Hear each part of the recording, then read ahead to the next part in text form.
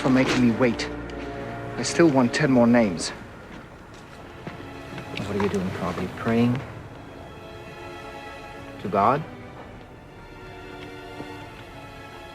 It's all right, Father. I'll let you pray. Because I know something. You see?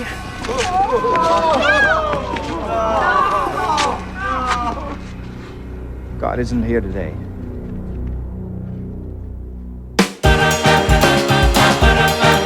It's the Popcorn Digest with Gareth and Andy. It's the Popcorn Digest. Hello and welcome to Popcorn Digest, the podcast about the films you love and some you don't. I'm your host Gareth Green, and joining me as always is my full-time co-host and part-time soul cleanser. Yes, he's the toilet duck to demons himself, Andrew Raphael. Fucking cunt. I thought you were like going into freestyle rap then. And today we're spending time with the film so nice they made it twice, as we take on not one but two Exorcist prequels. That's right, Morgan Creek took one look at Paul Schrader's Dominion and called the only man they knew that could salvage this interesting but flawed meditation on man's evils and post-war faith. Deep Blue Sea's Renny Harlin. But do either of these films light the way to God? Or are these demons just too much for our souls to bear? Find out after the trailer.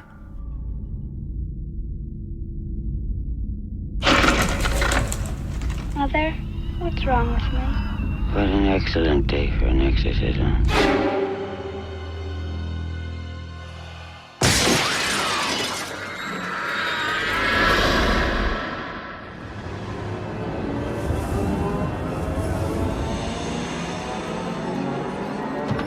Father Merrin. How do you know my name? I was sent here to search for the origin of a powerful evil. This place, it's cursed. You ever seen anything like it? It's a church. Churches were built to exalt heaven. But this, the weapons are pointing downward.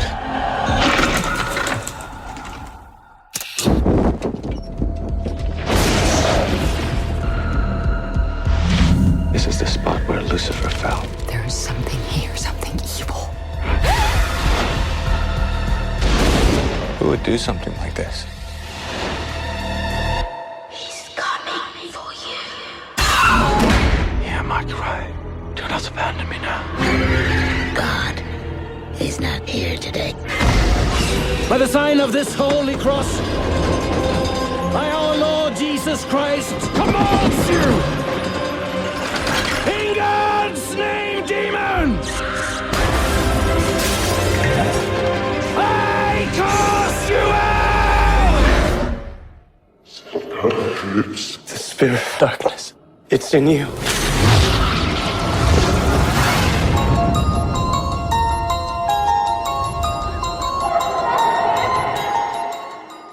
Stellar Skateboard stars as young Father Merrin, an ex-priest haunted by his past deeds, which is entirely unusual for a priest. Now a bitter archaeologist, Merrin is tasked with helping a group of racist stereotypes unearth a temple that may have links to an ancient evil. No, not Rupert Murdoch, the other ancient evil. Horrifying chaos ensues as men turn on men, committing evil acts of depravity against each other, and that's just what happened behind the scenes. Ultimately, Father Merrin struggles to reclaim his faith in these, the most damaging films the Catholic Church have been involved in since Spotlight. So, Andy, Exorcist, The Beginning and Dominion. Yeah. So we have two films here, really. They are the same film. Two films, one story. Pretty much. They are the same film, but they're not. This is a very grand experiment, really. Yeah. So, what is your experience with these Exorcist prequels? Have you seen them before? Is this your first time going at them? Yes, I've seen them before. I think with you, maybe around... Yeah. Ooh, I'm trying to think now. It might have been about 10 years ago, maybe around that time anyway. And I think we watched them both in one night. And we watched them in release order, which is the order I would recommend watching them because I would. you can put all the pieces together where you can see that's what they released, that failed, they released the initial version, and you can see why they wanted to change it, but that also has its own interesting history in of itself. But I think I don't know whether there's anything else to compare this to as such, because I imagine this has happened a fair few times, but I think the main difference is that usually the initial version that gets scrapped and retooled or completely reshot never sees the light of day. Yeah, I think this happens every week in Marvel. Oh, yeah, yeah. This is like common. Those guys are used to reshooting 90% of their films. One of the only examples I can think of is maybe something like Justice League, but I think that's still a little bit different because with that film, it's still more of a similar story, and also footage-wise, there's more shared footage where you can see where it's been taken from either version of the film. And also, they had enough money to actually finish the second version of the film. That's exactly what I was going to say. Yeah. Just for example, say a film where you could probably do this, but hasn't happened, is say something like Solo, a Star Wars story, where most of the Lord and Miller version of that film was shot before being abandoned and almost entirely being reshot by Ron Howard. I think there's a couple of bits and pieces in the final version of that film that's probably Lord and Miller, but probably not very much. Yeah. And you could probably edit a whole different version of the film together with the initial shoot. Although I think the unique thing about these films is that they do actually have two completely separate production periods, two completely separate shoots. You're not talking them picking it up a few months down the line. It's like a year gap in between each film. Yeah. Thank God they didn't strike the set. Oh. As they normally do. That's really weird. Unless it's a standing set that's been used for loads of things, I really don't know. Well, I do know that the set that they used for the opening Nazi scene, well, I'll say it's the opening Nazi scene, it is the opening scene in Dominion of Father Merrin's confrontation with the Nazis. That was a set that was a holdover from Gangs of New York. From Cinecittà. Yeah, so they clearly kept their hands on that. And if you're interested in filmmaking and production problems and all that kind of stuff, it is definitely a must-see. Yes. Although it is difficult to compare them, because I would say the beginning, for better or worse, is a complete film. It is a finished film. Just. Yeah. Whereas I think the best way to look at Dominion is as a work print. Yeah. It's far from finished. Yeah. So it is difficult to compare the two, but you can see the thinking anyway. But yeah, definitely a must-watch if you're interested in the process of filmmaking and these kinds of decisions, because it's all out on the open, whereas usually it's locked behind closed doors. So yeah, it's definitely very fascinating anyway. Very fascinating. And I think that's the thing I respond to most with these films, is that although even at their best they're quite flawed, they're also this grand experiment that you just don't get with cinema. You just don't get studios opening the doors and allowing audiences to peek so thoroughly behind the curtain like they have done here. And I would say also as well, in terms of the experiment, it's also a very strong representation of what horror used to be and what horror was in the noughties. Yeah. Which way it had gone and how much it developed, because you have one version of the film which is very much a talky, no thrills, psychological horror, and then you have the Renny Harlin version, which is all flash, which is clearly what Morgan Creek wanted. But you really get a sense of the different styles of horror and what was more popular in terms of what the studios thought was more popular in the noughties, what they wanted more of. Yeah. That's what I like about these. I was actually, back when this film was released, I was actually like hugely looking forward to seeing this version, especially when it was the Paul Schrader version, because I've always felt that there was a story in Father Merrin's first confrontation with Pazuzu, and not even in the most like obvious way. I would say because in The Exorcist, my favourite scenes are the archaeology scenes, the finding the little Pazuzu head and things like that, knowing that he's going to be facing this thing again. I like my horror films with this sense of discovery, like an ancient evil.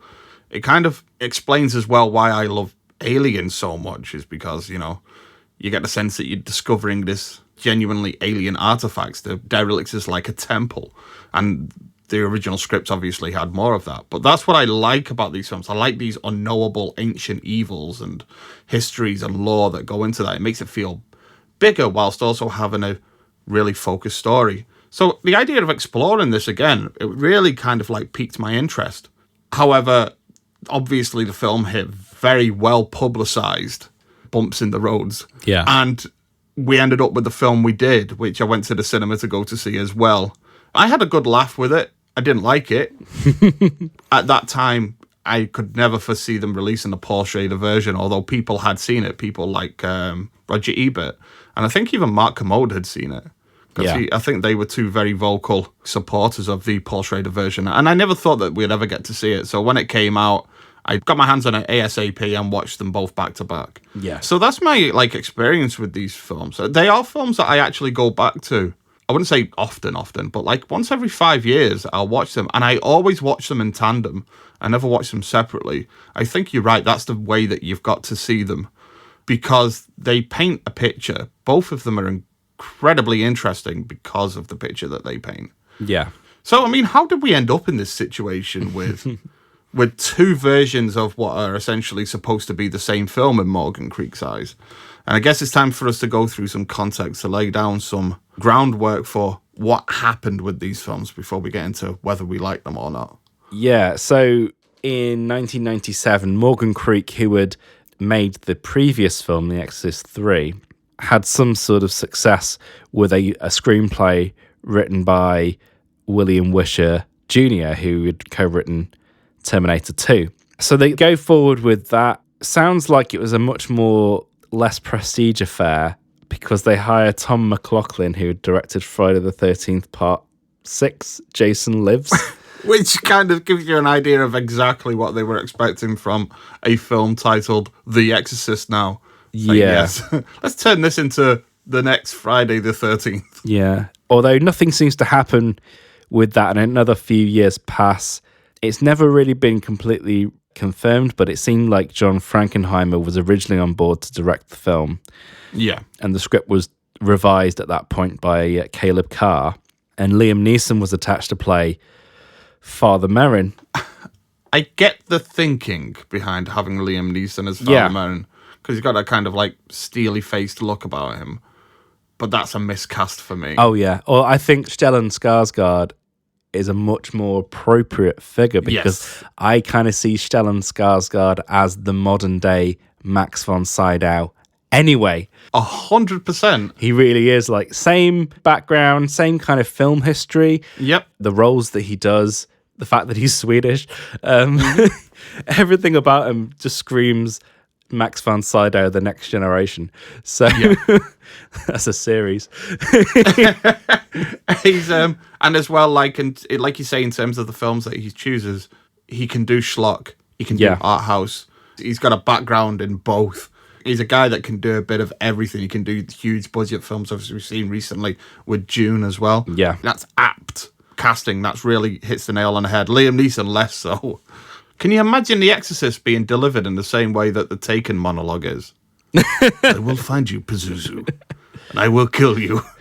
I have a particular set of skills given to me by God. He stabbed Pazuzu in the leg with a knife. Yeah. Frankenheimer was forced to step down because his health was declining, and I think he passed away not long after. So at this point, the film is taken over by Paul Schrader, which is an odd decision in itself, because even going from you've gone from Tom McLaughlin to John Frankenheimer to Paul Schrader. It's like they're going more and more art house. Yeah, with every step. Yeah, and it's a bit of a weird decision, really, because just trying to look at Paul Schrader, because his filmography is a bit weird. Yeah, and you can't really get a grip of Paul Schrader as well, because he goes through these periods. Like, for example, recently we've just been through a period of him making direct-to-DVD Nicolas Cage starring movies for a little while, like Dog Eat Dog and Dying of the Light. people had written him off at that point as, oh, he's just a guy that does those kind of films. And then suddenly he's back with First Reformed, The Card Counter, and what's coming up recently is Master Gardener, which is supposed to be like his existential modern-day trilogy kind of thing. And suddenly he's refound this mojo. And it's like, when you look at the films in the 90s that he was making, which obviously would have been a lead-up to Dominion, I can't see what they've looked at and gone, yes, that's why he's the guy that we need. They must have known what they were getting when they hired Paul Schrader. Yeah. The only thing I can think of is that he was still very much associated with Scorsese at that point because he'd most recently written Bringing Out the Dead.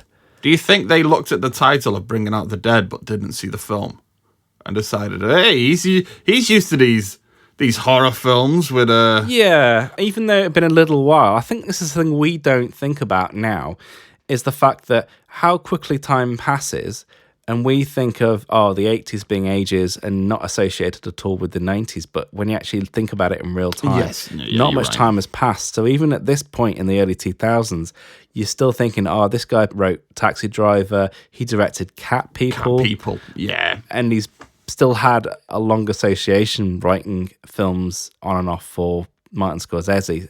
So on paper, this seems to make sense, and also, it might give us a bit of prestige that we're looking for. Yes, yeah. It seems like it took an awful long time even to get this initial version together, and it was actually originally called Exorcist: The Beginning anyway. The title Dominion, prequel to The Exorcist, came way after and when that film was being prepared for its release. So it was actually going to be called Exorcist: The Beginning from the start, and principal photography on Schrader's version of the film began on the 11th of November 2002 in Morocco with Vittorio Storaro handling cinematography duties. Who many will know as like Apocalypse Now. Yeah. He's a quite famous Italian cinematographer. I recently watched The Conformist.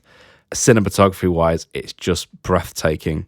A very strong cinematographer there. And yeah, they spend 6 weeks in Morocco and 2 months in Rome at Cinecittà, and the filming wrapped in February of 2003.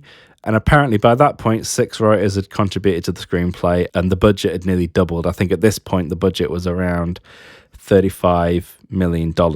And they ran a cut of this film, which as a work print ran to 130 minutes, not long after filming had wrapped. And the studio, I'm not sure who exactly, but either Morgan Creek or Warner Brothers just decided that they did not like it at all. I believe from what I read that it was Morgan Creek. It actually came from the head of Morgan Creek.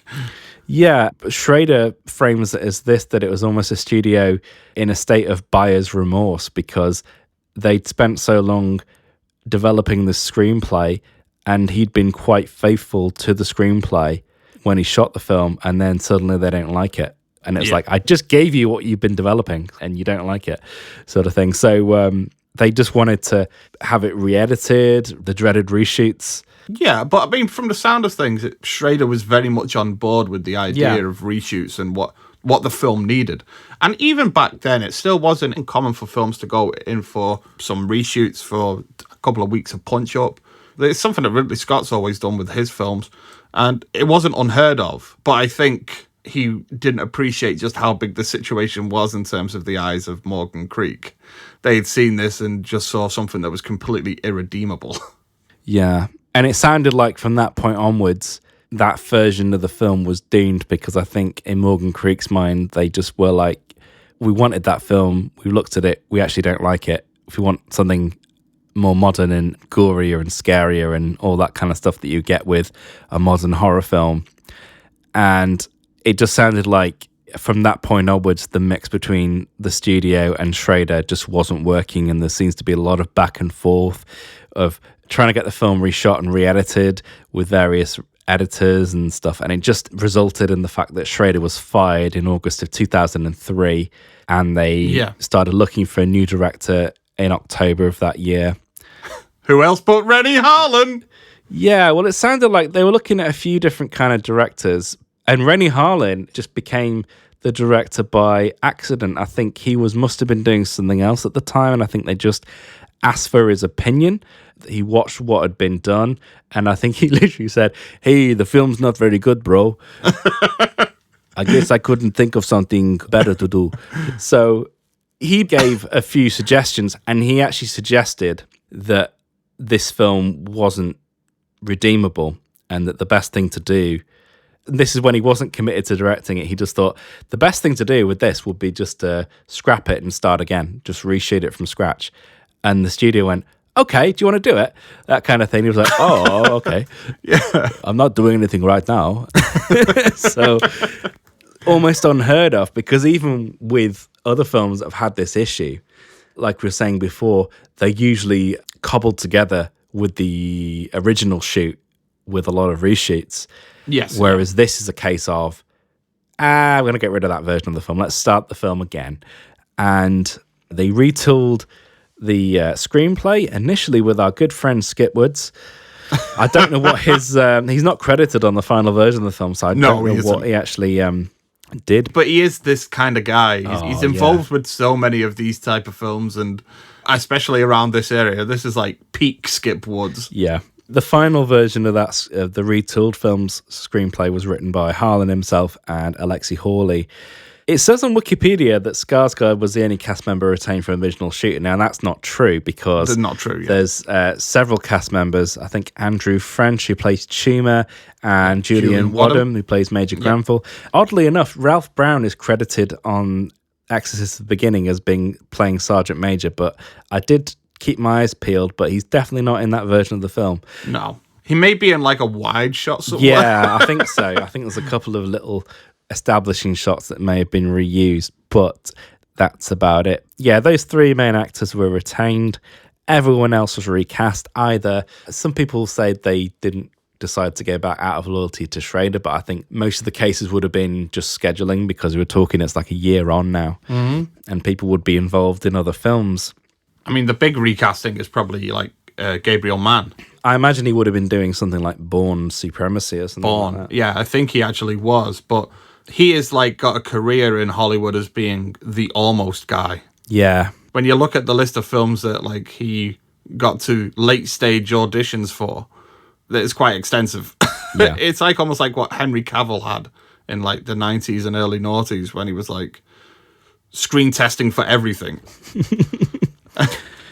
Yeah, they start shooting at the end of 2003, basically a year after the previous version of the film had started. There was an incident 2 weeks into production where Renny Harlin was struck by lightning. Oh no! Yeah, struck by a car and his leg was shattered, so he spent the rest of the shoot directing in crutches.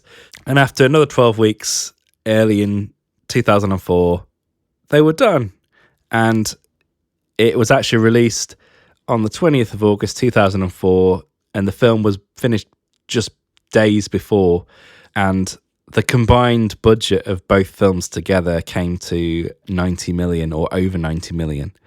On Wikipedia, at least, it said the budget for this version of the film is 50 million, and then if you add the 35, you're talking about sort of 90 to 95 million being spent on both versions of the film. To be honest, I would have rather Morgan Creek looked at Renny Harlin's version and gone, "Oh no, we don't like this. We're going to hire another director. We're going to give him another 35 million. He's going to do another version." And they just kept doing that every year until for the rest of their history.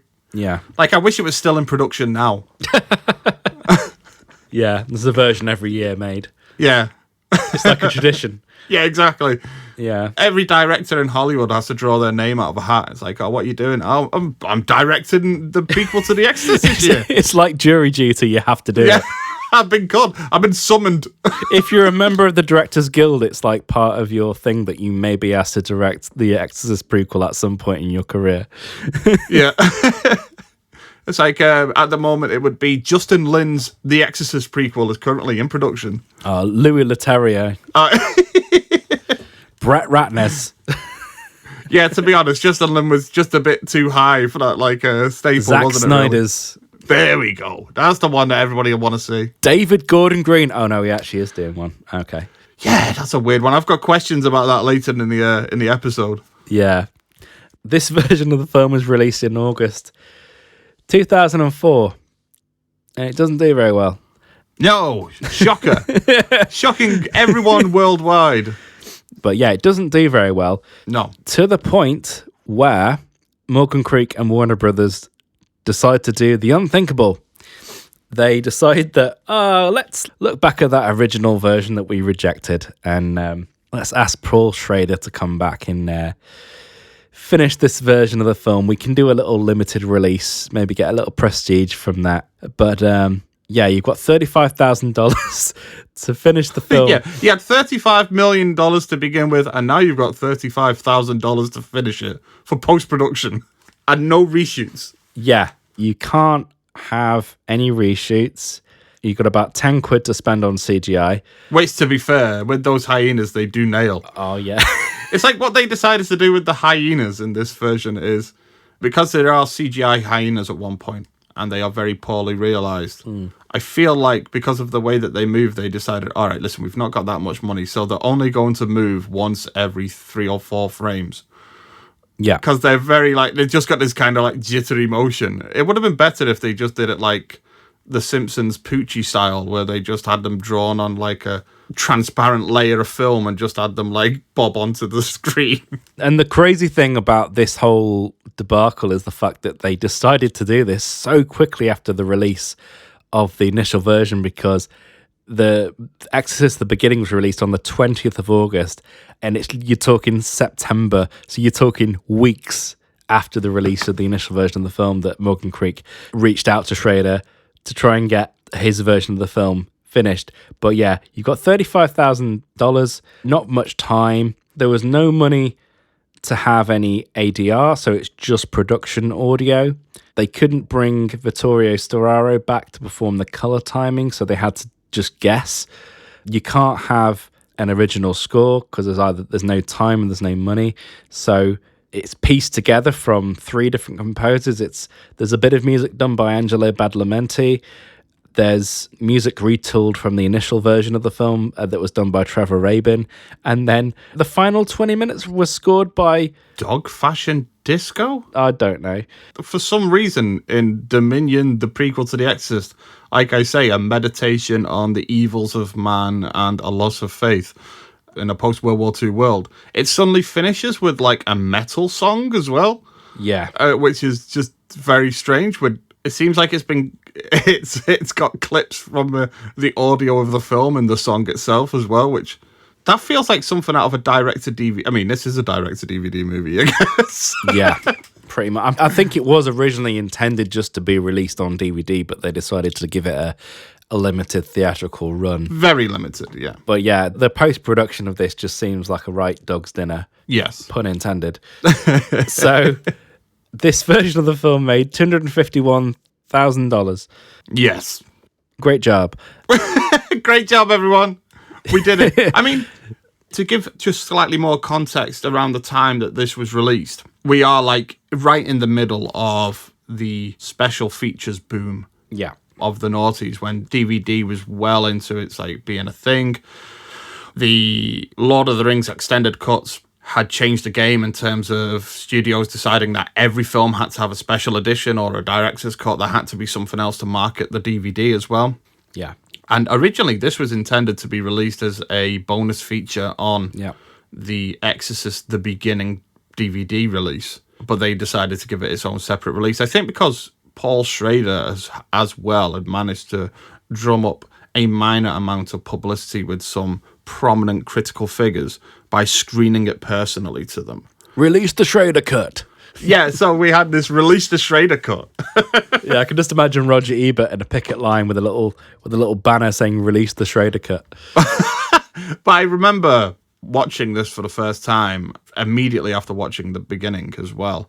And my dad, who is a huge Exorcist fan, was it any good? And I'm like, if you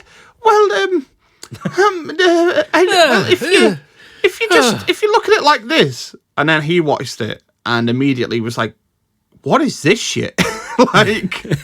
Because I don't think either of us realized just how unfinished this film was going to be on release. It was not communicated to us that this was truly an unfinished film, right down to like the title cards and that kind of thing. Yeah, it screams DVD special edition money. Yes, the money yeah. didn't even come from the film arm of the studio. It came from the home entertainment division kind of thing.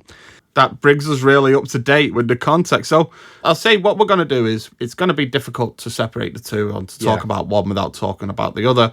That is the story of these films. We will try and divvy up the conversation to give each film breathing space, but I would say expect the conversation to dip back and forth quite often. Yeah. So, Andy, what is your opinion on these films first?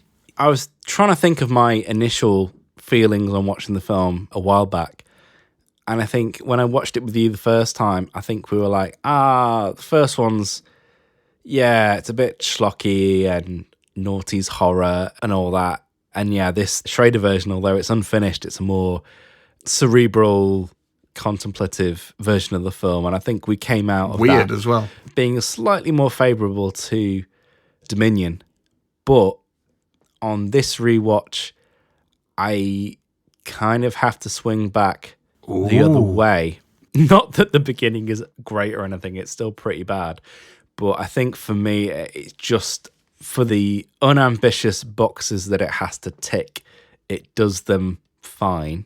And it's unfair to judge them because we can't really judge Dominion against it because it's not finished. And I can give the beginning props because I think it has some level of pace to it. I think some of the character arcs in the film are a little bit clearer. And it's not a very good Exorcist film, but if you just look at it as a early noughties horror film, it does its job perfectly fine. It's just not remarkable anyway.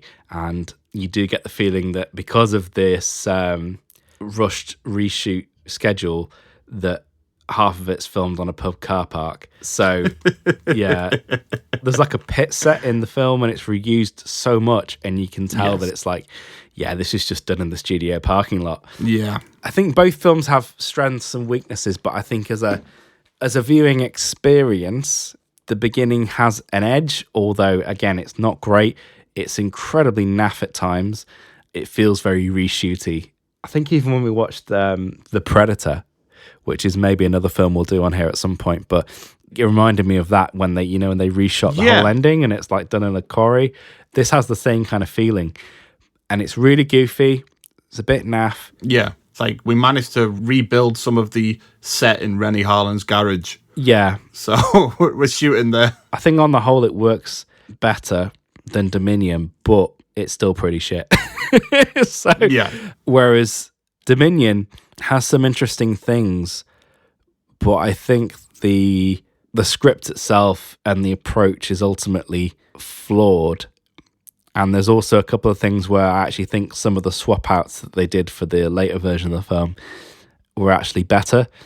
So, that's kind of my feeling on the films. And again, it's very difficult to compare them because Dominion is so unfinished. But I still think there's a couple of things in the beginning where actually I genuinely think they did other things worse and improved others. It's you're talking, it's like, well, the problems are very different with each film. So it's difficult. But I think watching it with Jess, she definitely preferred watching the beginning version and she wasn't really engaged with the Dominion version of the film. Okay. Which is understandable. I mean, as well, like, you have to be a certain type of person, I think, to view Dominion on its own terms as well. Because of just how drastically unfinished it is. It feels like a very dry experience watching that film because, as you say, it's lacking a score. It's lacking a real, like, color grading.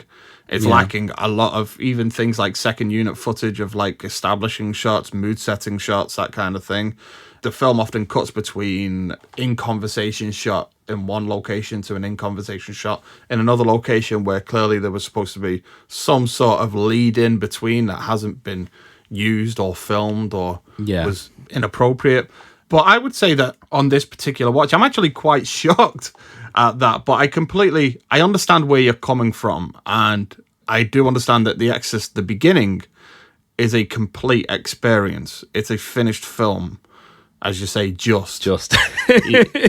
Even though it does turn into, like, at the very end, the CGI goes way too far. It even looks like they have, like, a side-scrolling bit where the possessed woman is running down the cave, and it looks like a side scroller the way that they shot it, like side on. It looks like Super Mario.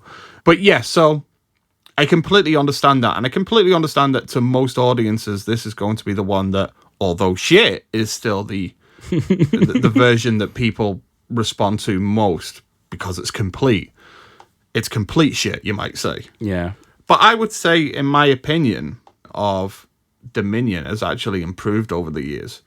I didn't hate it when I first saw it, but I was still like, this is very flawed.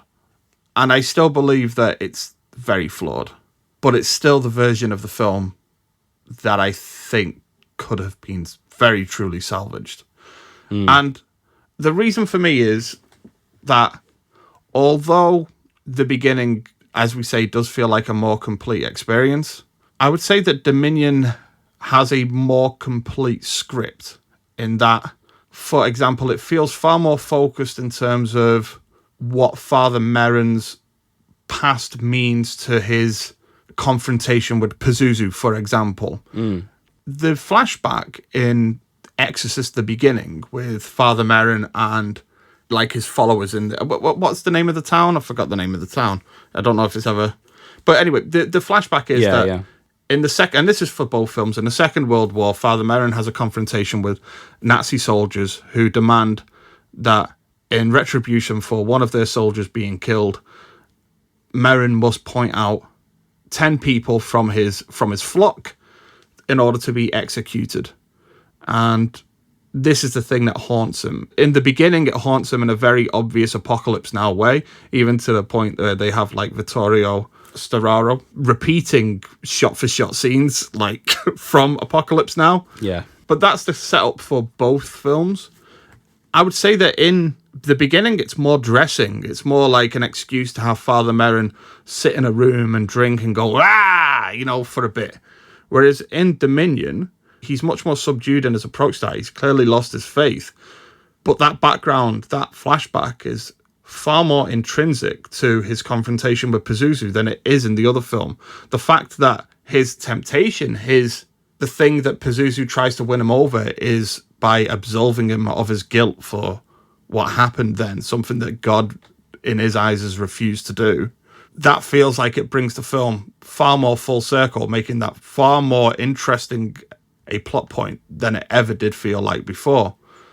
Again, though, it's just the presentation of that really just kind of makes me feel that there are scenes around there that I would completely, like, utterly reshoot.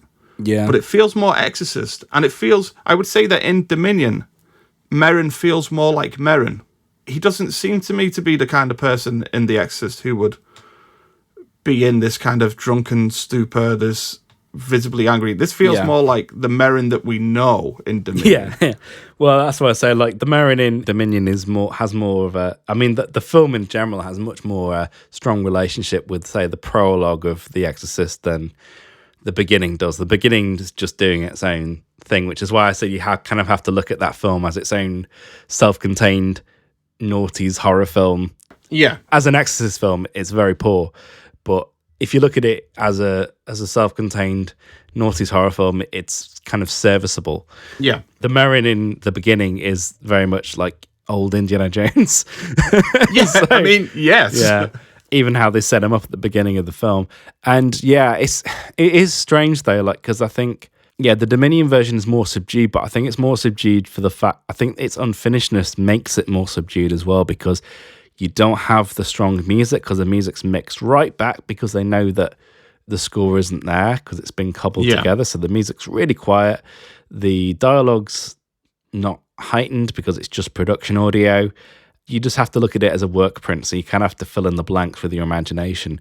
Yeah, and just talking about the music, originally it was Michael Kamen was supposed to be, well, he had been selected by Schrader to compose a score to Dominion. Obviously, that didn't happen. And then Christopher Young was hired shortly before the exec screening that ultimately led to Schrader being fired from the film. And that's a real shame, because I think with the Christopher Young score, a lot of these issues would have definitely been ironed out, because we all know how crucial music is to a film. in key moments, and when it's not there, it really pronounces itself. Yeah. Having music not there as well as being there is just as important, but because it's so sort of temp tracked and just slopped in and it's not mixed in very well, it really does harm the pacing of the film, I think. Yeah. And the other thing as well, like watching these films together with Jess, she found even though the slotting of the flashbacks in the beginning was more contrived, she found the actor playing the Nazi soldier in the beginning to be much more threatening and imposing than the actor who plays him in the Dominion version of the film. She didn't find him very threatening at all, which I found quite interesting. It is a much more subdued version of that scene. Like the one in the beginning is the Hollywood version, and the one in Dominion is the European version, I would say. But I would say for me, the reason that works more, one, I would say the placement of that scene, having it happen straight at the front, centers the film Dominion as being one that is a human story with supernatural evil things happening within it. Whereas the reframing and restructuring in The Exorcist, the beginning, it opens with a shot that feels largely unconnected to the film until the very end. Yeah. It opens with this shot in the past of like a great battle scene, like a wasteland after a battle where people have been crucified upside down. Obviously, as you say, it's a big Hollywood opening to that. But it kind of like sets the film up as being a film that is specifically about supernatural evil that happens to have human characters in it.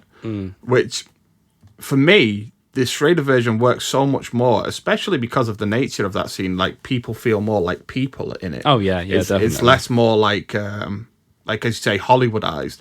Even down to the moment, like, the thing that Renny Harlin did instead was made the focal point of Father Merrin's guilt the image of a little girl, which is just like so contrived in and of itself anyway, especially in horror film. It's film playbook 101. Exactly, yeah. Whereas what Schrader does, and he doesn't really bring much attention to it, it just is, and it hurts because of this. I mean, it hurts me, like I really felt it, is he makes Father Merrin point out the people from his flock by name. Yeah. For me, that makes the Nazis far more threatening because they're human. They feel like a human threat, and it also makes it for his, like, Father Merrin, like what he's done, feel far more real, because it ultimately humanizes his crowd as not just being like stock World War II villagers. They are friends and family to him. They are his flock, and he's pointing out people by name. These are people that come to his church every single day, and that really hammers it home in a very subtle way. And for me, that's why that works. And also having it straight at the opening as well, that works more for me, because it instantly... I always do this. I prefer it when films with these kind of backgrounds just lay it out to you, tell you this is why the character is the way he is now. You know, when sometimes they present mysteries as not being mysteries? Yeah. It shouldn't be a mystery as to why this character is so distraught, why he feels so guilty. It doesn't suit his character to have that. It suits it more for us to know and for us to be on side of him. Like, it's more important for us to know why he's lost God, because that's the story that the film's going on to tell. And yeah, for me, Dominion does that better. But again, I completely understand if that hasn't landed with someone because of the unfinished nature of Dominion. I think it's also the way that it's presented as well, because the title cards aren't finished. Even like the establishing shot, it doesn't feel like that was the original intent of it starting with that. Oh, do you mean Dominion? Yeah, it's a real weird comparison, because, yeah, the opening of Beginning is pretty bad. It's like, it reminded me very much of that flashback in AVP with the aliens. AVP was what I thought of several times during this film, weirdly enough. On that level, Dominion is definitely the better and more subtle and well thought out film, but because of the way it's been put together, it's so wonky in places that it's difficult. It kind of works against it sometimes. You have to be willing to meet the film halfway. Yeah. I mean, it's not a film that I would even call good in its current...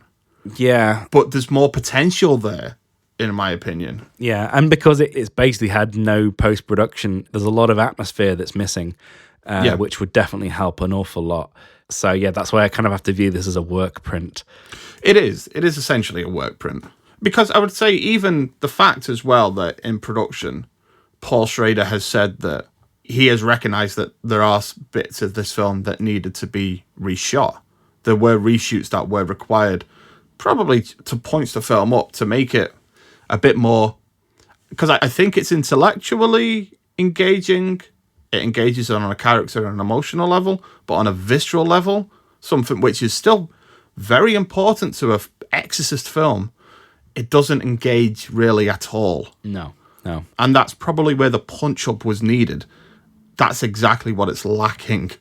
For me, personally, I just find it weird that Morgan Creek didn't see how this could be salvaged, because I do think with a good 30% of reshoots, you could probably get this in the bag. Yeah, I mean, I think the issue that I have, and this may explain why they had such a hard time in retooling the film, is that I'm not 100% sure whether because it's indicative that this is the only part of the film that wasn't retooled or salvaged from the beginning version, is the plot line of the boy. Yeah. Chi-Chi character. I'm not 100% sure that works. It doesn't.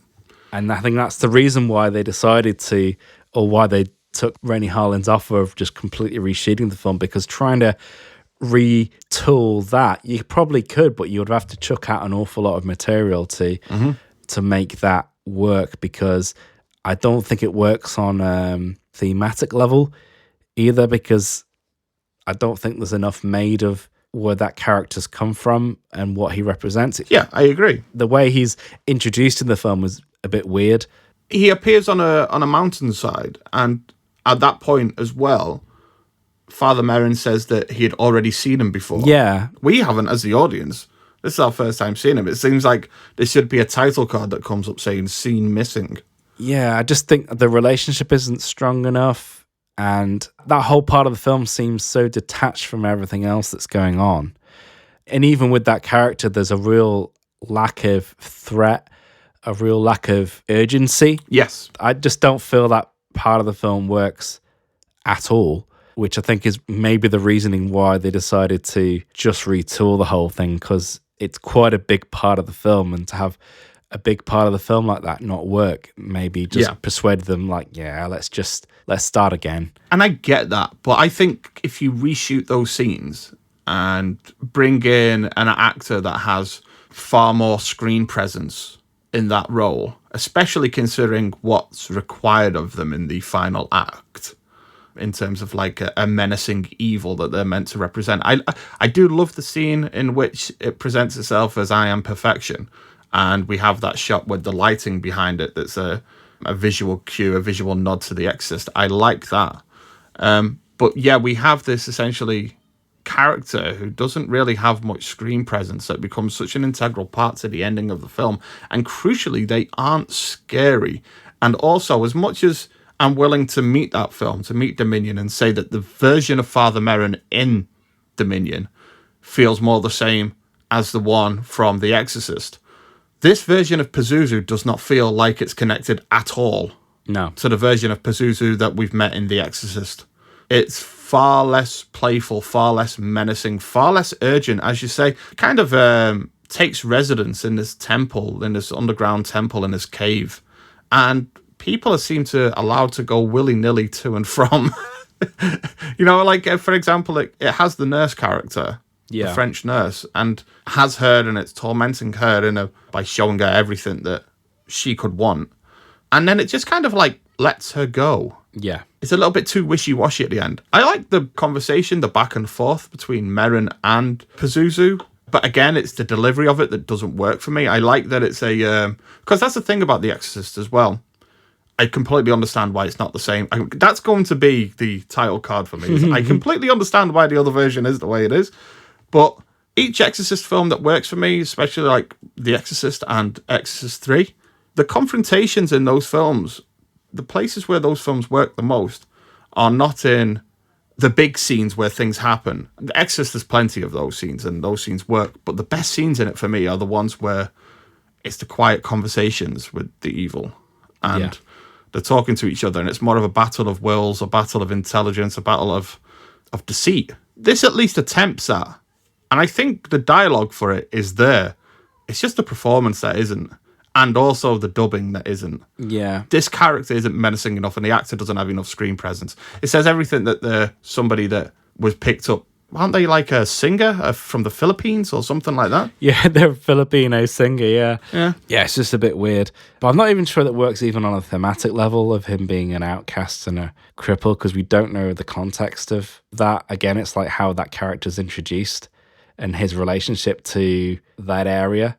I think it's like Pazuzu preying on the most vulnerable in society. But like you say, thematically, not enough is made of that. Yeah. Because that's why Reagan's chosen in The Exorcist. Yeah, but I think it makes Pazuzu look a bit weak. Yeah. In that regard. Because I think even though Reagan's like a child and stuff, it's like, I think the appeal of the original Exorcist is that, this could happen to anyone at any point. Oh, yeah, that's it, yeah. That was the horror of it, that this kind of thing could happen in everyday America, modern day, whereas this doesn't really do that. No. With that character, there's a lot of things that don't work that impact on each other. And because it's such a central part of the film, effects and unfinishedness aside, that's what really hurts the film. Okay, yeah, I get that. But I would say as well, like, to move the conversation to the beginning for a moment. Yeah. I would say as well that is also why the beginning fails so heavily for me. Yeah. Is that it doesn't feel like a human story, and also it doesn't feel like it could happen to anyone.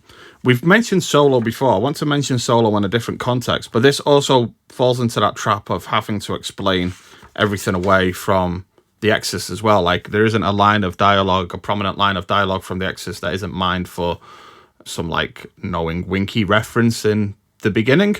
But also because of, like, the Indiana Jones-esque nature of this film, and because it has this kind of, like, over-the-top delivery of the information, like, this is the place where Lucifer fell, and all that kind of thing. It's very over-the-top in that way. But it also feels like this couldn't happen to anyone. This is a Hollywood version of this, you know. It's less horrifying because it feels a lot less real. And Empire magazine did a very shitty article that was, is The Exorcist scarier than a cup of tea, or some shit like that, where they hooked themselves up to a heart monitor whilst watching The Exorcist, and then hooked themselves up to a heart monitor while drinking a cup of tea. I was like, wow, how can you completely diminish the value of what that film offers? Because it's not about, for me, The Exorcist is not about like the visceral scares. Its scariest moments are its quietest scenes. Mark Commode talks about there being like this great scene. The thing that he finds the scariest, and it plays on my mind as well, but it's the... there's a moment where Father Karras sees a homeless man, and he says, "Do you got any spare change for an ex-altar boy, Father?" And it's just him and that man on their own on a platform for some subway station. And then when Karras is with Reagan, he hears a whisper, "Have you got any spare change for an ex-altar boy, Father?" And it's the idea that the devil is with them always. It's like, that's just a quiet, like, repetition, but it's like the idea that even at that moment, the devil was with him. There's no, like, over-the-top scene where we see, like, Pazuzu lurking in the background or anything like that. Not like the director's cut. Yeah, exactly. It's a quiet moment that you might only realise a week afterwards, a second rewatch, third rewatch, and suddenly you go, whoa, shivers. That's the beauty of The Exorcist anyway, because it's not a horror film anyway, because they don't frame it as being, I think it's just, they describe it as being a theological thriller, I think. Yes, yeah. But it's one of those films. It's an old school horror film where it's not upfront about its scariness. It's about the atmosphere and the ideas that it seeds into you, where it just stays and lingers for a long time afterwards. Just the little things like that in the original version of the film, not the horrible extended version, but the original theatrical cut where you see Pazuzu that one time. That image just stays with you. Yeah. Like, I can shut my eyes and it's there. Yeah, exactly. Yeah, you can see it. That's the kind of film that The Exorcist is. Whereas, the beginning is a complete upfront horror film, and The Min doesn't really have anything like that at all. This is a thing to jump into as well for the beginning, but one of my notes I do have to bring up. Was it me, or did Isabella Scorupco's character... Is it me, or did her husband in that picture look like Henning Vane? Yeah, he did. He did. Yeah. Also, I will give this the beginning props as well for having one of my favourite actors of this type being in the film. It's a man who I've met and is every bit the actor that you expect him to be, every bit the character that you expect him to be, and that is Alan Ford. Yeah. Fucking hell. Yeah. I think he has my favourite line in the film as well, where he says, "Do something about my fucking face." Yeah. Which is just like brilliant. Yeah, there's no subtlety about that character whatsoever. No, it's pure bricktop. Although the equivalent of that character in Dominion is not much better. Those two soldiers that loot the church are so knees up cockney. That's a really bad part of the film that's completely at odds with whatever, everything else that's going on. Mm-hmm. It feels very stupid. And I think because it makes the tone of that film inconsistent in that way, whereas in the beginning it's more consistent, but the tone's quite naff throughout. Yeah, well, they've gone for schlock from the off, yeah. So it's a consistent tone, but it's not a good tone. Yeah. The beginning ain't a good film. It's a terrible film, but it's more consistent in terms of what it's doing. Yeah, and I get it. Its ambitions are for schlock, and it is schlock. It's bad schlock, but it's still schlock. It's a less ambitious film, definitely. Yeah. But I think on its own terms, it's a more fun film to watch. I'd say it's an easier film for sure. It's a terrible Exorcist film, but it's still a bit more fun to watch than Dominion is. But having said that, there are a couple of things where I do think Beginning improves in terms of its swap outs. So I really do think that the swap out of the actresses playing the nurse character, I think that Isabella Scorupco is better in the beginning than, I don't even know what her name is in Dominion. Yes, she's a French actress. Clara Bella? That's it. Yes, most famous for being in AI for a couple of shots. Oh yeah, she played like a robot nurse. A robot nanny. That's it, yeah. I don't know, I didn't think she was very good in this film, in Dominion. I agree. I think her delivery was really weird and wooden. She didn't play off Stellan Skarsgård very well. They didn't really have any chemistry. Whereas I felt, even though it's much more contrived and he's not really playing Father Merrin, like the character Father Merrin is completely different, but the chemistry that he has with Isabella Scorupco it works much better in that sense. So that's one point to the beginning in terms of what it's doing.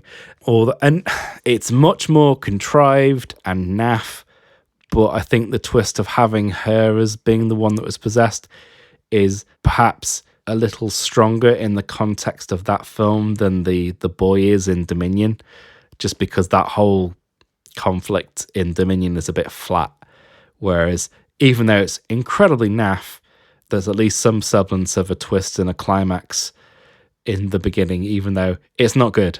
It's okay. You don't have to hide your love for The Exorcist at the beginning, my friend. It's not good. No judgment here. But yeah, I think on its own terms, it works better.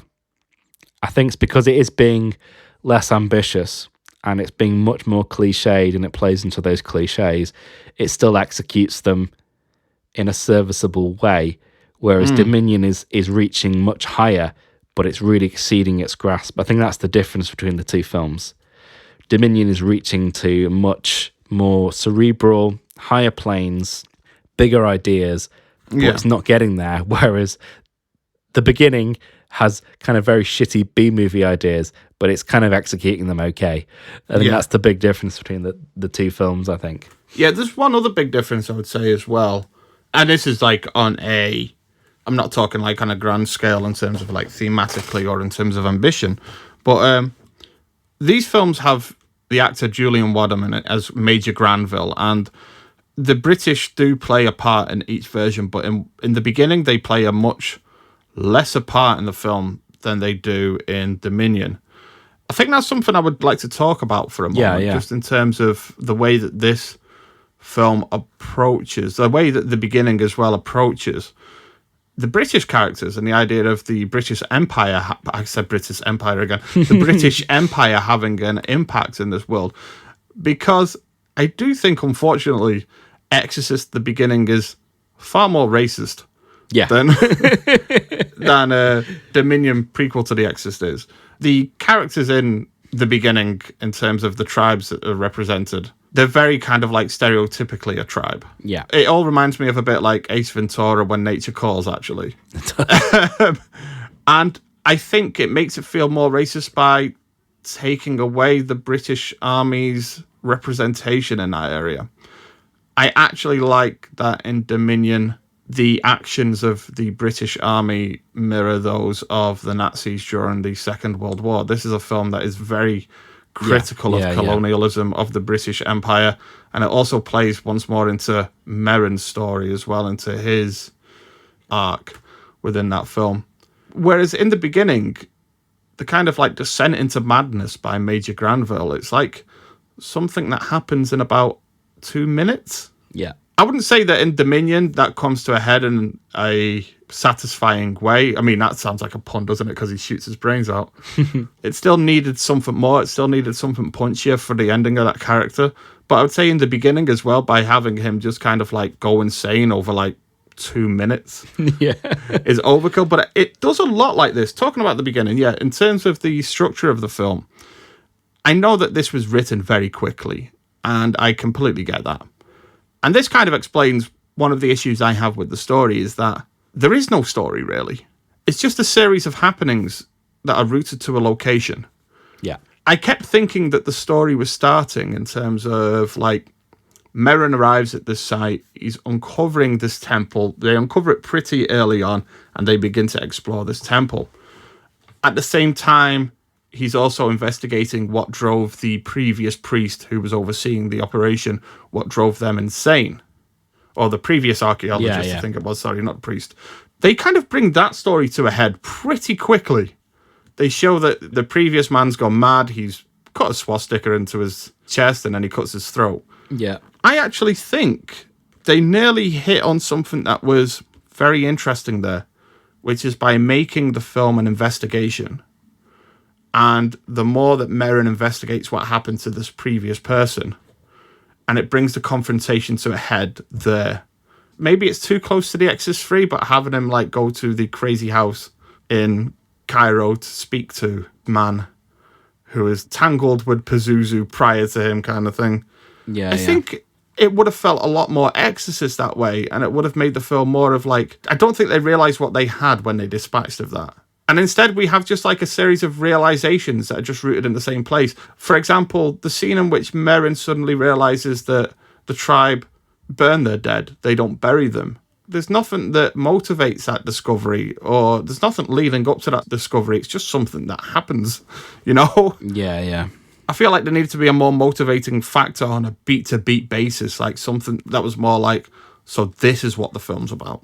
Yeah, it's a bit of a grab bag of ideas, and I think that's why it is more cliched, because they have to lean into those cliches because they have such little time to rewrite the film before shooting. Yeah. And the twist of Sarah's character being the wife of the guy who went mad is not very well done, because even when I wrote in my notes earlier that Shima would know. Shima didn't say nothing. So it's like, it's the fact that it's a revelation. It's like, he was your husband? I was like, yeah, everyone else around here knows. Just didn't tell you. I think because some of those ideas are a little bit more overt, it does. I think the thing at the beginning maybe does slightly better than Dominion is given the impression that this is a cursed place. Mm-hmm. But again, it does it in a really like cheesy way. I think that's the thing. It does all these things. It's a bit more explicit about certain things, but a bit. It does it. Yeah, it's a lot more explicit about things, but it's quite cheesy. So yeah, it effectively gets its point across, even if the point isn't that great. Yeah. Whereas Dominion sometimes struggles to get its point across because it's being maybe a little bit too subdued, a little bit too subtle, and yeah, there's no forward drive to it. I think that's what's lacking with Dominion, and I'm not sure it's because of some of the things that aren't in the post-production. It's just lacking forward momentum, whereas at least I can say with the beginning, it has a little bit of drive to it, even if the drive is very naff. Yeah. I would say, like, also, because I was mentioning the tribe before, for me, the beginning as well, by diminishing the representation of the British Empire in this film, it also makes the African characters a lot more secondary, and it presents them in a way in which when you hear other characters and other British characters refer to them as savages, the film seems to be on that side of things as well. It seems to be like agreeing, obviously unintentionally, but it seems to be agreeing with them that, well, these are a savage people, because it doesn't provide anything to the contrary. No. Whereas at least Dominion, I would say, in terms of its the way that it approaches people of color in that film, it at least gives them a voice in the film. It gives them more of a stronger, more sympathetic voice. These are an oppressed people, essentially. And they have their own politics. They have their own leaders. They have their own... There's more to them than just the kind of like dancing round a fire version of them that's presented in the beginning. Yeah. And I get that it makes it a slower film as well, having those kind of scenes, like especially like having the leader of the tribe as well, talking to their people, talking about the past and what they faced and all that kind of thing, and having it more like politically driven in that way. Also, I can see why Morgan Creek looked at that. I wish Morgan Freeman looked at this. I watched Exorcist the beginning, and but yeah, I can get why Morgan Creek looked at that and went, what's this about? But yeah, for me, I would say that at least it's a far less racist film. Yeah. At least it tries to do more with them and tries to give them a voice. And this brings me back to the beginning with its probably best scene, its most unintentionally funny scene, which is the one in which the tribesmen attempt to perform their own little exorcism on the young boy. I forgot his name. It's Joseph. The young boy Joseph, who everybody believes is possessed by Pazuzu, when actually he's not. It's Sarah. But it's strange that they try to perform this act, this ritual, and it's going to end, we think, with Joseph's death. It's a very over-the-top, stereotypical tribal ritual, question mark. Yeah. But the devil actually comes to the boy's rescue. Yeah. Like, the devil saves him. It breaks the fingers of one of the tribesmen and scares them away. Does it kill them? I can't remember. And it made me think suddenly, wait a minute, this devil's not a bad guy. He's saving kids. It kind of like unintentionally, they kind of lost their way for a moment there. Definitely. And yeah, that's where it's like they really try and play hard into the misdirection, but then just fall flat on their ass because of it. It is strange how these two films have what is essentially polar opposite faults. Yeah, as they well. do, yeah. Because with all of that stuff and with the gore, with that man having his fingers pulled back to the point in which they break, we have very gory scenes presented in this film. The reveal of what's happened to Alan Ford's character is quite grotesque. And I would say that that's the thing about the beginning, is it's grotesque. It's a very flashy film. Yeah. And it's not scary, but it's anytime it's meant to be, it's all about like the gore and the presentation of the gore. Whereas I think Dominion has the opposite problem, whereas it's far too restrained. Yeah, too restrained and bloodless.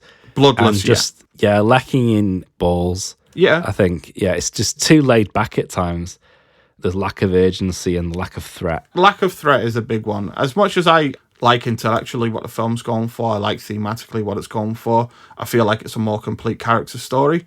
The thing that Schrader seems to miss is that The Exorcist, yes, it has all of that, but it's also a visceral experience as well. Yeah. Like, you look at Reagan, you look at those special effects, you look at the moment, the bed levitating, the help me inside her stomach and all that kind of stuff.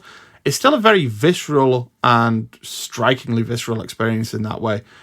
Dominion doesn't have any of that. It's far too restrained in that way. And that cripples it in terms of the horror as well, because that is something that's required for an Exorcist film. I think the other thing that all of the sequels missed as like a special ingredient as to why the original Exorcist works so well.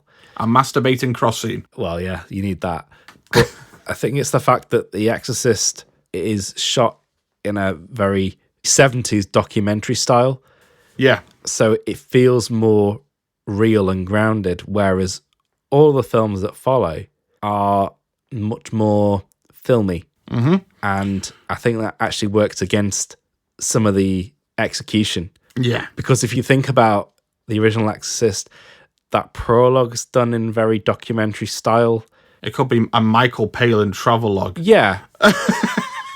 And just things like when she's having that blood transfusion and things like that, it's very real, which is when all this other stuff starts to creep into the film. It really does work so much better than if it was done in a really showy movie way. Mm-hmm. And because these two films, one in a very kind of schlocky, noughties Hollywood way, and then the Paul Schrader version, it's trying to go for a more prestige look. It's like elegance and classy kind of like look, even though the colour grading, in my opinion, is not there. Well, yeah, because they had to guess. Yeah, I had a feeling. I didn't actually know that prior to this, but I had a feeling that they did because it's graded like a TV movie. Yeah, it does feel very TV movie-esque. Effects aside, it feels like that anyway. Again, there's a bit of TV movie acting going on as well, I think, that doesn't help. But yeah, they just don't have that real groundedness and they don't have the atmosphere that's needed. That's the thing, as you say, it's a very documentary type way that The Exorcist has been filmed.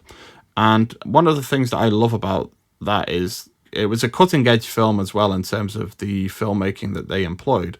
For example, they wanted to have a Steadicam type shot of the characters walking up a staircase. So what they had to do was build a set of the staircase and then have the cameraman suspended from the ceiling on a swing holding the camera, and they would move the crane with the swing on it so that he could go up the staircase in front of the characters. Yeah. Something as simple as just like a Steadicam shot. That's how they had to do it back then because a Steadicam didn't exist. No. It's like that's how they had to approach it. But all of this is employed in a way to make the camera disappear in the film. Yeah. Most of the time, 90% of that film, the camera is disappeared. You're not noticing. Whereas with both of these versions, I think, well, especially the beginning for me, with all of its flash and that kind of thing, it's very much a showy kind of film. It feels almost like a Dimension film in that way, you know, where it's all flashes, all over-the-top sound effects, it's over-the-top everything, you know, and it's always in your face, like, look at this, look at this, look at this, look at this. And then reference. That's also why it fails. I think Dominion falls more into the idea of the camera falling away, but again, doesn't do it as successfully as The Exorcist or even The Exorcist 3 in that way. It does have a much more stronger relationship with those films, but it's still not... It's not there yet. Yeah, it feels very worthy but bland. And when it tries to do something a little bit off kilter, when it starts going all Dutch angles, it pronounces itself. It's like, oh, what are you doing? Yes, yeah. Just to compare it, one of the most unnerving scenes on The Exorcist is when she's up in the attic and there's that noise. Yeah. And it's done in a really unshowy way, like it's just proper documentary of her just wandering around the attic. If that had been done in a much more heightened, planned out shots kind of way, telegraphed, it just wouldn't work.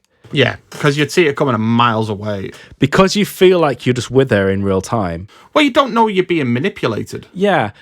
This is the thing as well. Like, you know, people go on about, doing like higher frame rates and stuff like that. And it's like, oh, yeah, you're really in with the people. You're in real time with the actors and the scene going on. It's like, yeah, but you've got all this other bollocks going on that makes it look worse. But when you compare it to a film like The Exorcist, which is done in this really unflashy documentary way, that's when that approach works, and it's got nothing to do with your frame rates or anything like that. It's actually about stripping back. The genius of The Exorcist that it presents a stripped back look, but it's not actually, when you look behind the scenes, it's very highly orchestrated. Like you think you're in a real house, but it's a set. Yeah, exactly. Yeah, it makes you think this is real and is happening. It's the effortlessness of it. You don't feel like it never brings attention to itself in that way to say, look at this. Look at how good the production design is. Look at how good the camera work is. Look how good the music is. It's all in service of the story, and it all comes together in is kind of like really psychologically unnerving whole. But at no point do I doubt the film's authenticity, despite the subject matter. That's its greatest strength for me, is it feels authentic. And all it needed was one crazy director with a shotgun. Which is a very famous story that William Friedkin sat on set with a shotgun outside. Of course. And I feel like Dominion's striving for something and striving for its own identity. It wants to be different from The Exorcist. Yeah. But I don't think it knows how to. If anything, as well, it tries to go for the whole Exorcist 3 abstract dream sequence and ends up finding something that's more David Lynchian as well. Yeah. Feels like something straight out of fucking Blue Velvet. Not even Blue Velvet, like Twin Peaks The Return. Yeah. Again, it might be to do with the post-production, but it just didn't. I think it is, but yeah. It came across very naff and cheap. It's very like drama school, amateur hour kind of thing. Yeah. Before we do move over to stats and facts, I've just got some very quick questions for you because we know that the future of the Exorcist series is not over. There is a new series of films being made, a new trilogy of films being made by the same people that did the Halloween films, which, say what you will about those films, there's 2 of them that give fans exactly what they want, and one of them that decided, fuck it, we're going to do something completely different, which I admire. However, I don't know if David Gordon Green is a good match for The Exorcist in terms of his style, but what I want to ask is, what is there to do with this Exorcist Legacy sequel? Why is there this drive for studios to approach this property once more when every year we get an untold amount of Exorcist-inspired and based films released on cinemas and on streaming? Yeah. What is there left for this series to do that hasn't been done in 1,000 films since? Is there space for The Exorcist? And as a result, is this something that we should even be trying anymore? No, because I can even picture what they'll try and do with that film as well, because they'll try and do something that's like the original, but they'll miss the point. That's the issue. That film is a time and place, lightning in a bottle film. Yes. Where you can't replicate those elements again because that 70s documentary style is firmly rooted in that time. You cannot recreate that with today's resources. It's a completely different thing, so don't try it. Don't try and do it. And in doing so, you're going to lose so much anyway, so why bother? And they're not going to try anything different or new. So no. It's just going to come off as a Xerox copy of the original. Copy of a copy. Which, for all its laudits, the 2018 Halloween was a bit like that. And I think its reputation, has diminished over the years as the sequels have come out, and also as the passage of time has come out as well. Because I think the most effective horror films of late have been films that have done their own thing and new, used their own ideas, like all the A24 films and things like that. Yes, yeah. I was thinking this actually earlier on in terms of the A24 films, but the film that's come out since that feels like it could almost work in that world whilst also being something completely different is Hereditary, where it's Pyman. Which was billed as the new Exorcist. Yeah, which was billed as the new Exorcist, but it's but it's not. It's like it's something completely different, but it almost feels like those type of films should be the legacy of The Exorcist, not how can we repackage these scares for a new audience. It's a central mistake, isn't it? That they try and frame it as being a horror film and a horror property, but it's not really. No. And I think that's the mistake they make time and time again. Because even though it was retooled, The Exorcist 3 isn't a horror film. Oh no, in not the traditional at all, sense. I mean, it's fucking terrifying. Yeah, I mean, that's the thing. But yeah, you can have a terrifying film. It doesn't have to be a horror film. Yeah. So I just think anytime that you have anything that's trying to repackage or redo something, it's never going to work. No, I would say the best even thing to do is just to do a new thing with its own unique aesthetic that works for that film, because it's being made on its own terms rather than trying to follow anything. Or I think that's the only way to go. But again, business. So we'll forever be in this loop. Yeah, we will. Of recycled properties. I would be far more positive towards the outlook for the Exorcist Legacy sequel that they're making if I had any inkling that it would be the same type of risk that they took when they made Halloween Ends. Because say what you will about those Halloween films, that last one took a huge risk, and for me, I've seen it twice now and it got better the second time around. I actually think I've come round to thinking that's one of the best Halloween sequels, which I know is like damning with faint praise, but it's actually come around to being one of the best Halloween sequels because it does something different with the property. But it took them 2 films of doing the same shit to get to that point. And I'm far more positive towards those films than you are. But it took 2 films of them doing the Michael Myers show and to get to that point. Yeah. I don't feel like they're going to be given that kind of freedom with this Exorcist film. No. It's going to be about going back to the beginning, repackaging, and that's what I'm expecting.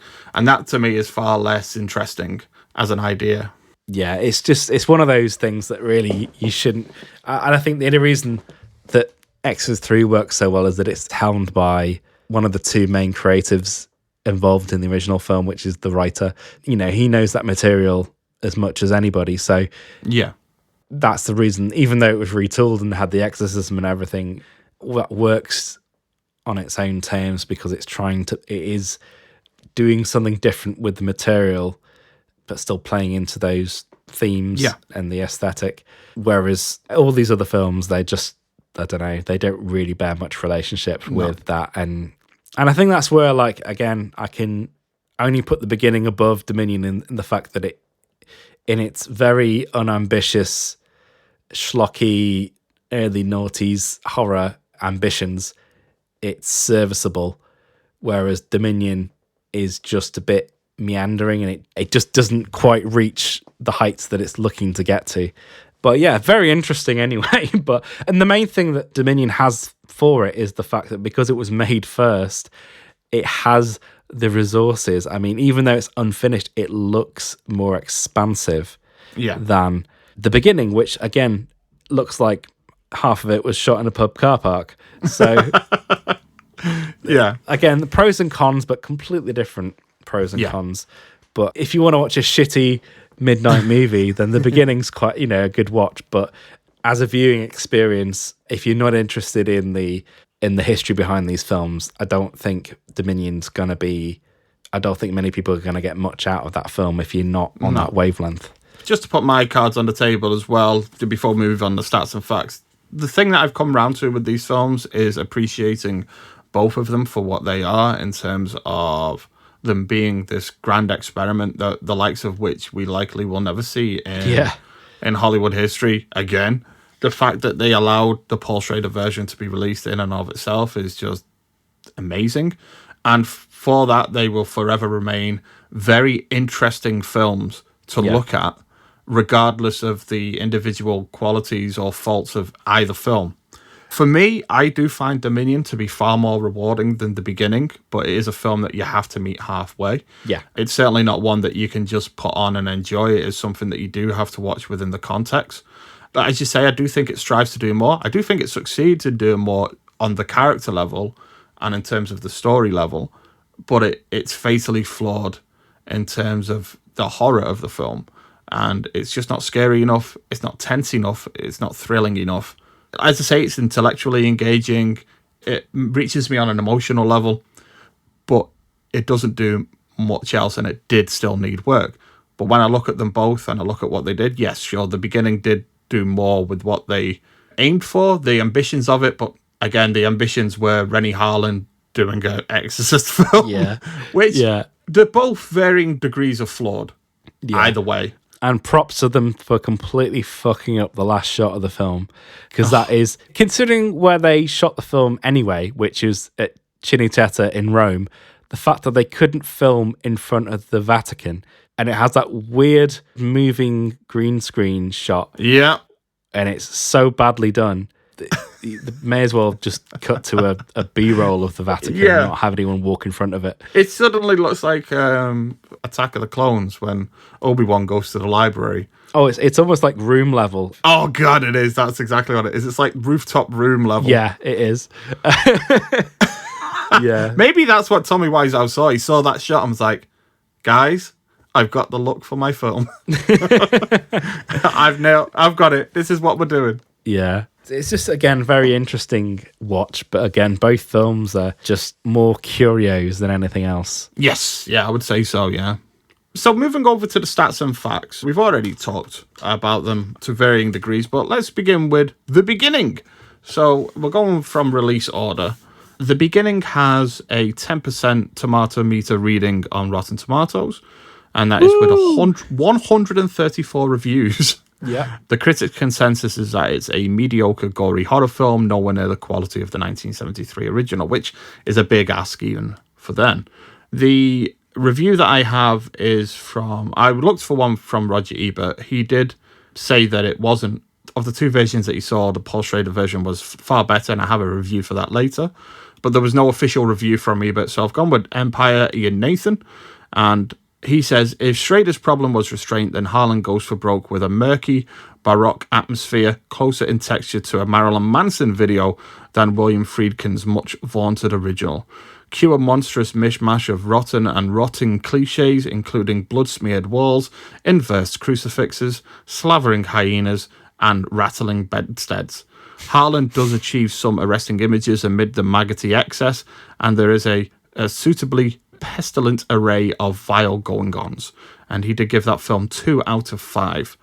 The audience also reacted rather negatively. It has a 27% rating audience score on Rotten Tomatoes, with a 2.5 out of 5 average rating, which is actually quite low for what we've covered on this podcast. Yeah. The IMDb score is 5.1, which I would say will be curious to compare to Dominion, surely. Now, as we've mentioned, the budget for the film overall is, was it like 90 million in the end, or 80 million? Yeah, I mean, the budget on its own was 50, but then if you combine it with Dominion, it's 90 odd. So the beginning opened on the 20th of August 2004. It opened at number 1, quite shockingly, with $18 million. At number 2, we have Without a Paddle. At number 3, we have The Princess Diaries 2, Royal Engagement.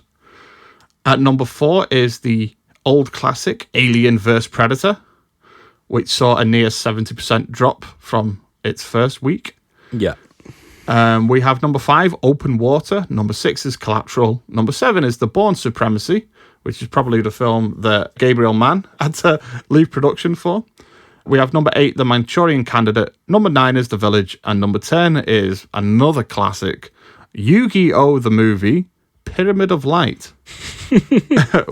So, and overall, the film made $41 million at the domestic box office and $78 million worldwide. So, it was deemed something of a flop, despite opening at number 1. Yeah, I mean, no wonder that opened at number 1, given that top 5. Yes, yeah. Yeah, that's not a strong week. I mean, that's like the back end of summer, isn't it? So yes, yeah, exactly, yeah. A lot of those films, especially the ones in the lower reaches, which are good, they've already done their run, so that's just like the end of their theatrical trajectory. Yeah, exactly. The Bourne Supremacy had been out for 5 weeks. Yeah. Manchurian Candidate had also been out for 5 weeks as well.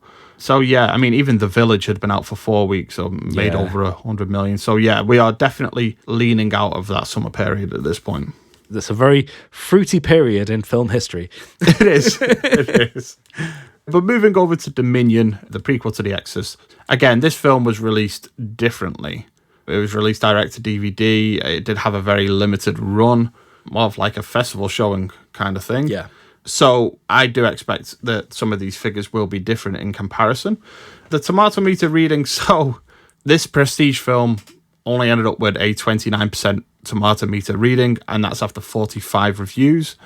The critical consensus is that while director Schrader's attempt at literature, internal exposition on evil temptations, and human sin is admirable, this prequel suffers from hit-and-miss psychological tension, poor visual effects, and weak writing, an overambitious failure of a horror movie. And the critics gave it a 4.8 out of 10 average rating as well. And that is comparison to the 3.6 out of 10 average rating that Exorcist The Beginning received. So still not that much difference, really, in that regard. Roger Ebert, I do have a review from him, and I did try and pick a part that really kind of summed up my opinion of, or my evolved viewpoint of these two films. So he says, what is fascinating from a movie buff's point of view is that the movie has been filmed twice in different ways by different directors. Maybe this is what Gus Van Sant was getting at when he inexplicably did his almost shot-by-shot remake of Hitchcock's Psycho.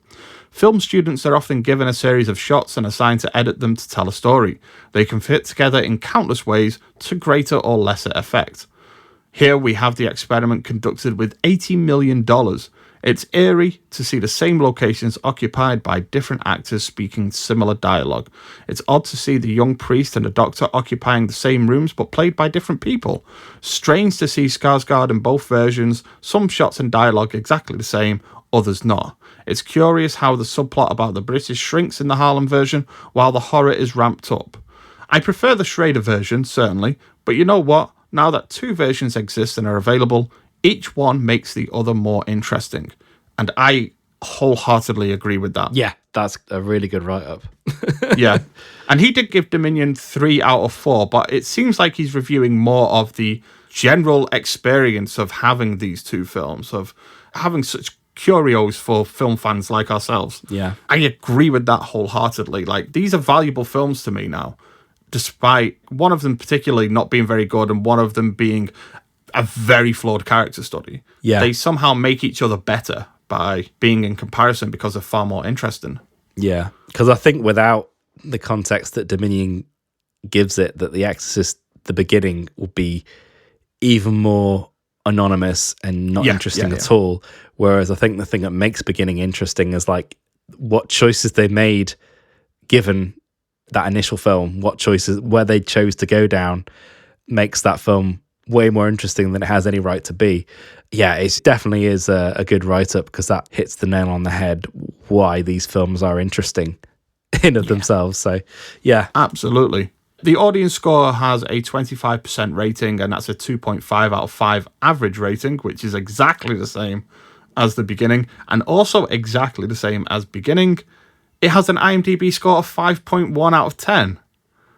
So, after all of this, really, I know that this is an unfinished version of the film, but after all of that, it has a very kind of like similar reaction, probably for different reasons entirely, from audiences to these films. Yeah, there's probably another dimension somewhere where they could work out the reshoots and the Dominion version was finished with maybe some stuff being retooled. Mm-hmm. At the end of the day, that probably would have been the best way forward, but unfortunately it didn't work out that way. Yeah. How can God let us live in a world where we have like 5 versions of Oliver Stone's Alexander, but we don't have a finished version of Dominion? Yeah.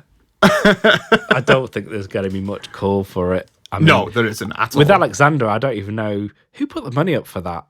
Seriously, why are there so many versions of that film? Who put the money up Oliver for that? Stone Productions? Yeah. That's a weird... It's a strange one that there's been so many different versions, so many different releases. I say we've got to do that, but I don't have the time to do that. Jesus. Yeah, where do we even start? Take a whole week just to go through all the versions of that film. It's like 3.5 hours at its longest and like 2.5 hours at its shortest, and there's 3 or 4 versions of it. Yeah. I would like to do it, but that's a special for somewhere down the line. Yeah. For like about 3 or 4 listeners. Yeah. Who is watching that to necessitate... Is that really such a moneymaker that studios are like, Oliver, as if you call him Oliver, his first name, Mr. Stone. It's been 10 years. We need you to do another version of Alexander. We need to get money from this. We made so much on the previous releases. It's like, and you won't get this, but it's like the Skyrim of the fucking movie world. And Skyrim is a game that's been released on like, every time there's a new console, it's like, hey, we're making Skyrim again, even though it's been like 15 years, 20 years since it released. Yeah. I just envision a situation of Oliver Stone waking up at night going, I know what I did wrong this time. And then goes to his computer, opens up his Avid and starts tinkering again. And then it's like, hey, I've got this new version. I knew what I did wrong this time. Of course he opens up Avid. And then 3 years later, I know what I did wrong. Yeah. There are 3 cuts that I forgot about. Yeah.